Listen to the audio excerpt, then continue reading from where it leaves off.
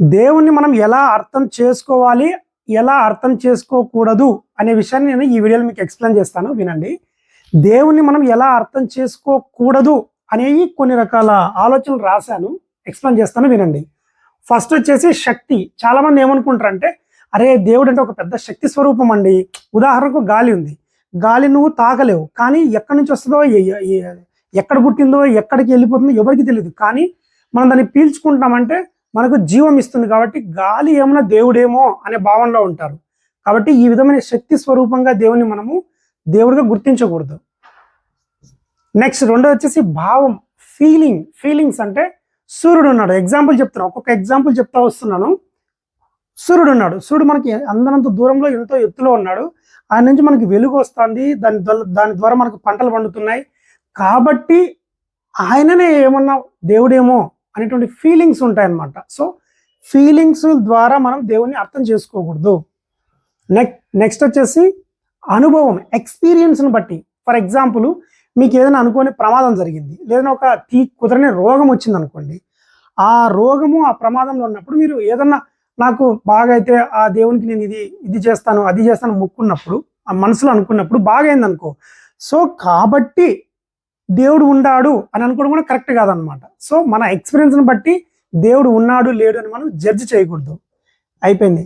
Next thinking, ఆలోచన. ఉదాహరణకు వర్షం ఉందనుకోండి, వర్షం చూడండి, మనం కొన్ని నీళ్ళు అట్లా పైన వేస్తే మళ్ళీ కింద పడతాయి. కానీ కొన్ని లక్షల కోట్ల లీటర్ల వాటర్ మనకు అందనంత ఎత్తులో మేఘాల్లో నిక్షిప్తమైంది. అక్కడి నుంచి మనకి కింద వర్షం పడుతుంది. కాబట్టి దేవుడు అట్లా ఉన్నాడేమో, వర్ష రూపంలో ఏమన్నా దేవుడు ఉన్నాడేమో అని చాలామంది ఆలోచిస్తారు అనమాట. అంటే కొంతమంది మేధావి వర్గం చేసేటువంటి ఆలోచనలు ఇవి. అంటే ఇంటలెక్చువల్ పీపుల్స్ చేస్తారు. ఆ విధంగా కూడా మనము దేవుణ్ణి అర్థం చేసుకోకూడదు. నెక్స్ట్ తలంపు, థాట్స్, థింకింగ్, తత్వశాస్త్రము అంటారు. కరెక్ట్ వర్డ్ ఆలోచన తలంపు అని రాశాను, కానీ ఇది వచ్చేసి తత్వజ్ఞానం. అంటే ఒక ఫిలాసఫీ. అంటే ఉదాహరణకు పురుగులు ఉన్నాయి, పురుగులు ఎక్కడి నుంచి వస్తున్నాయి? సూక్ష్మజీవులు ఉన్నాయి, ఎక్కడి నుంచి వస్తున్నాయి? దోమలు ఉన్నాయి, ఎక్కడి నుంచి వస్తున్నాయి? సో అంటే ఏదైనా ఒక విషయం జరిగినప్పుడు దాని వెనకాల ఏదో ఒక కారణం ఉంటుంది, కాబట్టి దేవుడు ఉండడేమో అని అనుకుంటూ ఉంటారు అనమాట. ఇది ఒక ఫిలాసఫీ. దీన్ని ఎక్స్ప్లెయిన్ చేయాలంటే నీకు దాదాపు 1 గంట సేపు పైన ఇంకెక్కువ టైం పడుతుంది. కాబట్టి సింపుల్గా అలా స్కిప్ చేస్తున్నాను, జస్ట్ మీరు అర్థం చేసుకోండి.